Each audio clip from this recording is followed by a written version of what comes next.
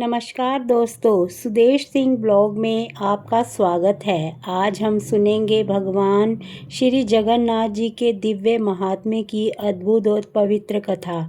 यह केवल एक कहानी नहीं, बल्कि भक्ति, प्रेम, समानता और ईश्वर की असीम कृपा का संदेश है।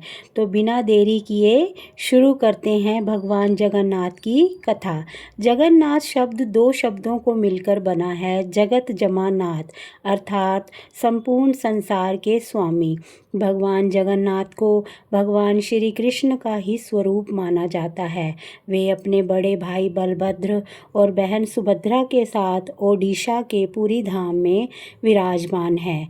पुरी धाम भारत के 4 प्रमुख धामों में से एक है। मान्यता है कि जो व्यक्ति श्रद्धा और विश्वास से जगन्नाथ धाम के दर्शन करता है, उसके जीवन के अनेक कष्ट दूर हो जाते हैं। प्राचीन काल में मालवा देश में इंद्रद्युम्न नामक एक राजा राज्य करता था। वे भगवान विष्णु के परम भक्त थे। उनके मन में सदैव एक ही इच्छा रहती थी कि वे पृथ्वी पर भगवान के सबसे दिव्य स्वरूप के दर्शन करें और ऐसा भव्य मंदिर बनवाएं जहां आने वाले युगों तक लोग भगवान की भक्ति से भरे रहें। एक दिन एक साधु ने राजा से कहा, हे राजन, नीलाचल पर्वत के घने वनों में भगवान नील माधव गुप्त रूप में विराजमान हैं। उनके दर्शन बड़े ही भाग्य से होते हैं। यह सुनकर राजा का मन उत्साह से भर गया।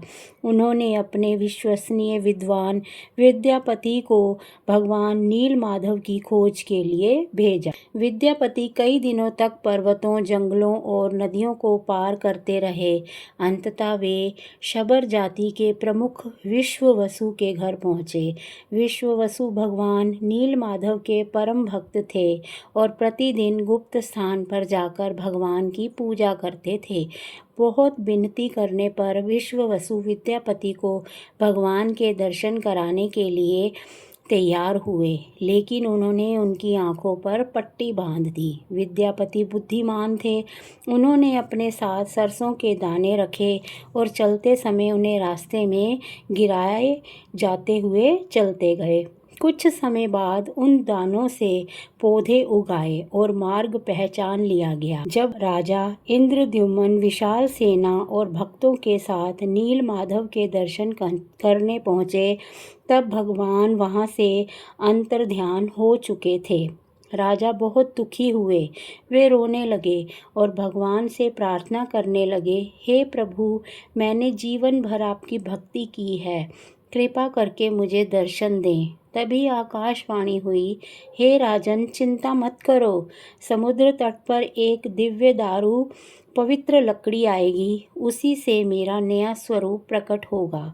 कुछ समय बाद समुद्र तट पर एक विशाल और तेजस्वी लकड़ी दिखाई दी। उस लकड़ी से दिव्य प्रकाश निकल रहा था। हजारों लोगों ने उसे उठाने का प्रयास किया, परंतु वह हिली तक नहीं।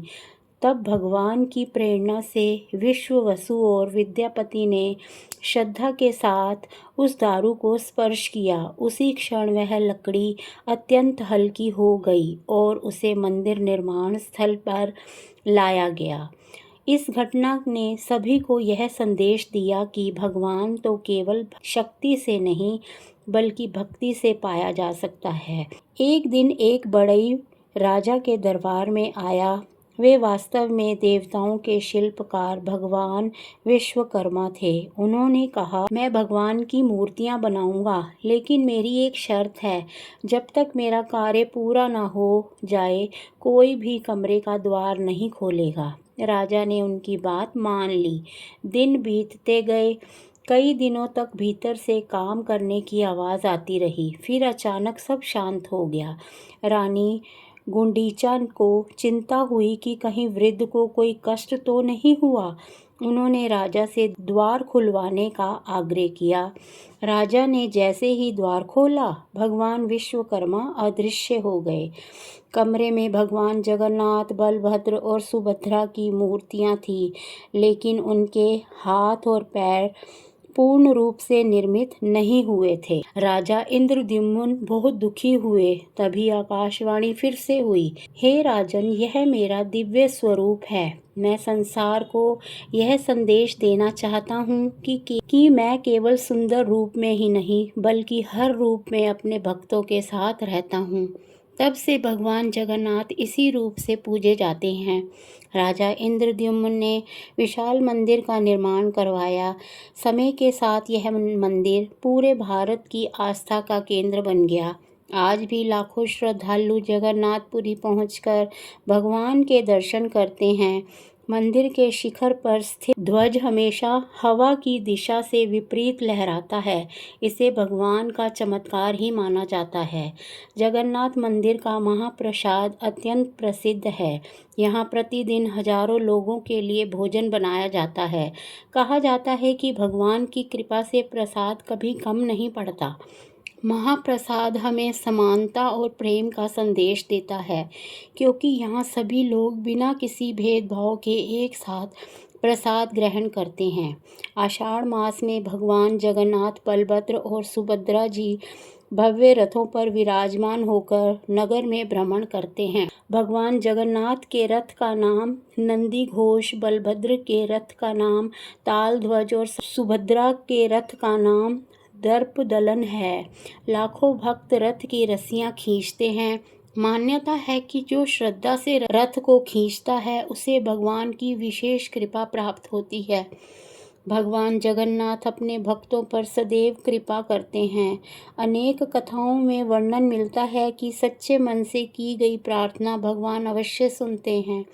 भक्तों का विश्वास है कि जो भक्ति, प्रेम, दया, सेवा और सच्ची भक्ति से मार्ग पर चलता है उसके जीवन में भगवान स्वयं मार्गदर्शन करते हैं। भगवान जगन्नाथ हमें यह भी सिखाते हैं कि सभी मनुष्य भगवान की संतान है।